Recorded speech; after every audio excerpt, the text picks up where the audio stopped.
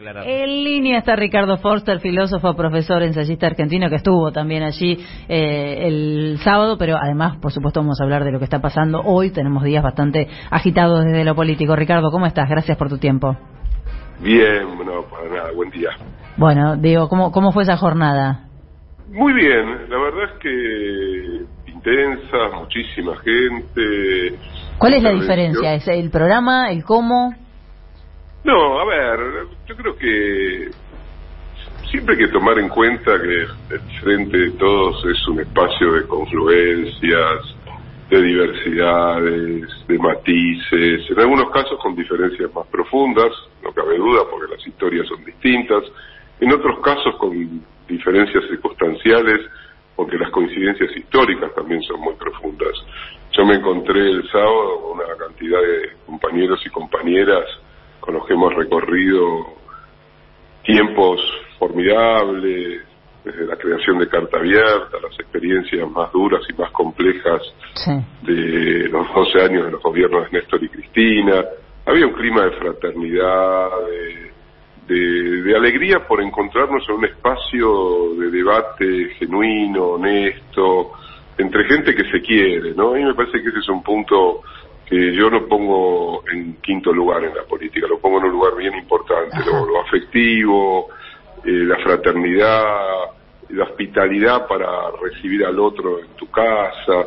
Me parece que más allá de las diferencias, yo no tengo enemigos en un espacio como el que se armó el sábado, claro, todo lo contrario. Puedo tener diferencias, matices, distanciamientos sobre algunas posiciones, pero creo que lo común está demasiado claro, y para mí es muy claro el enemigo, muy claro el enemigo como para equivocarnos en ese sentido, ¿no? Así que te diría que el sábado fue un encuentro que ojalá se pueda continuar, que tenga mayor resonancia, que se pueda hacer en otros lugares. También yo decía que me parecía bien importante federalizar este tipo de cosas, si no todo sucede más o menos en Buenos Aires y el Gran Buenos Aires. Sigue siendo muy centralista. Ricardo, ¿y el viernes fue en ese tono también? ¿Qué lecturas haces de lo que fue la jornada del viernes, del discurso de Cristina, del Alberto Usala, lapicera?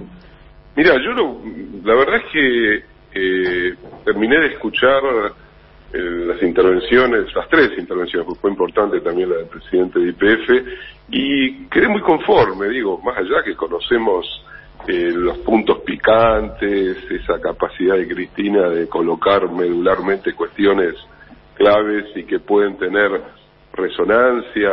A mí me pareció que fue valiosa, que todos los actores de ese encuentro se fueron de ese encuentro creyendo que se había dado un paso interesante en relación a lo que venía sucediendo.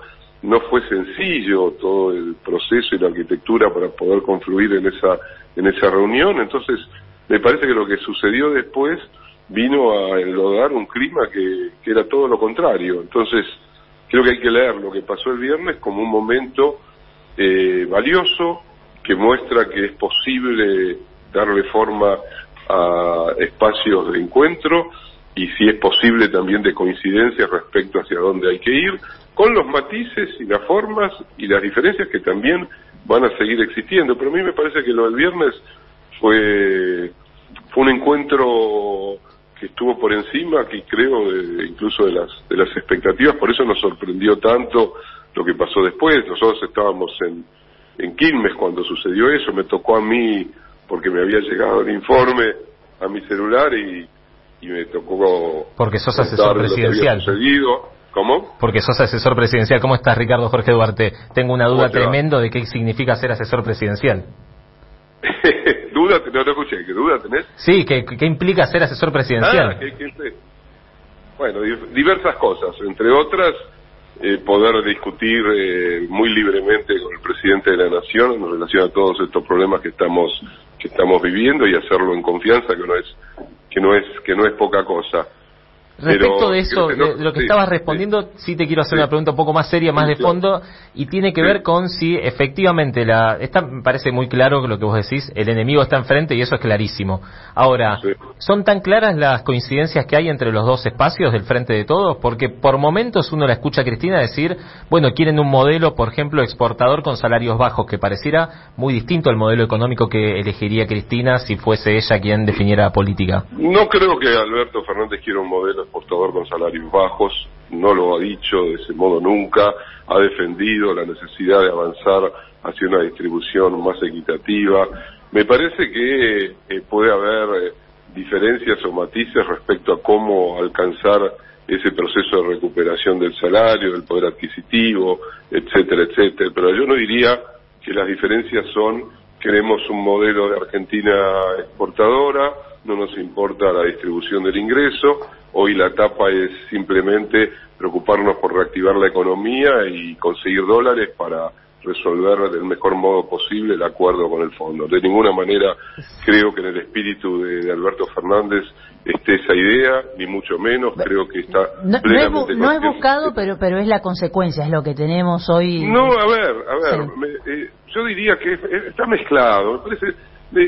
A mí me importó mucho el modo también como Máximo intervino el sábado, porque hizo un recorrido, habló más de una hora, hizo también, no sé si la palabra es elogio, pero reconocimiento de lo que fue el camino recorrido en la pandemia, se detuvo fuertemente en la cuestión de la ayuda para las pequeñas, medianas e incluso grandes empresas que, con el esfuerzo del gobierno nacional y con el de los trabajadores que también cedieron una parte de sus ingresos en ese momento, se pudo habilitar la continuidad de la vida económica argentina. Hizo también una reflexión sobre los acuerdos y los desacuerdos. Yo creo que hay que creo que es una etapa en la que tenemos que buscar básicamente las coincidencias, y por lo menos es lo que yo intento, y en mi lugar de asesor es lo que hago. Yo creo que el punto de la coincidencia es: hay que mejorar el poder adquisitivo de los trabajadores y trabajadoras, hay que llegar con más y más profundos recursos a los sectores más dañados, no solamente por la política neoliberal en general, sino también por estos difíciles 2 años que hemos atravesado. Esto está claro, me parece que hay que imprimirle a las políticas socioeconómicas del gobierno una intensidad mayor. Y eso, en eso acuerda, Ricardo, el presidente, porque digo, nosotros que lo vemos y lo relatamos a diario, acá me están llegando índices de inflación para lo que fue el mes de mayo, la polenta me cuentan aumentó 100% en 45 días. No, bueno, ahí tenemos... Uno ve, espere que le completo, uno espera que en algún momento se presenten medidas que realmente representen un shock para acompañar el bolsillo. Yo no sé si retenciones o si ponerse firme a discutir o lo que sea, pero alguien tiene que contener esto que está pasando con los precios de los alimentos, y lo único que uno escucha, yo escuché por ejemplo a Julián Domínguez hace poco diciendo no va a haber retenciones, muchachos, el campo es el motor, etcétera, etcétera, pero no hay un guiño a quien va a la góndola y se queda mirando. Sí. Vos estás hablando con alguien que defiende absolutamente la necesidad de ir a una política de retenciones y de cupos de exportación. Con las retenciones tenemos que resolver un problema no menor, que es el problema de la constitucionalidad. Esto es, cómo hacer para poder aplicar retenciones cuando las retenciones tienen que pasar por el Congreso de la Nación. Pero bueno, hay que encontrarle... ¿Sí o sí? ¿Por decreto no?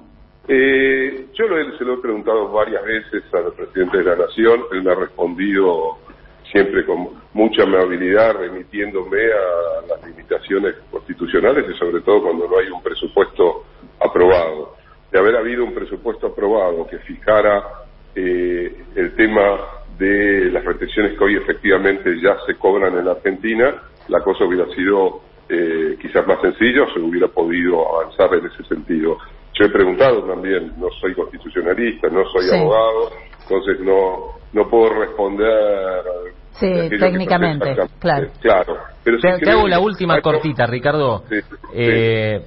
respecto a esto que estás diciendo, si no fuesen las retenciones, si tuviese que ser de otra manera, ¿le falta confrontar un poco más a Alberto Fernández para defender intereses? Porque también pareciera que esa parte del reclamo.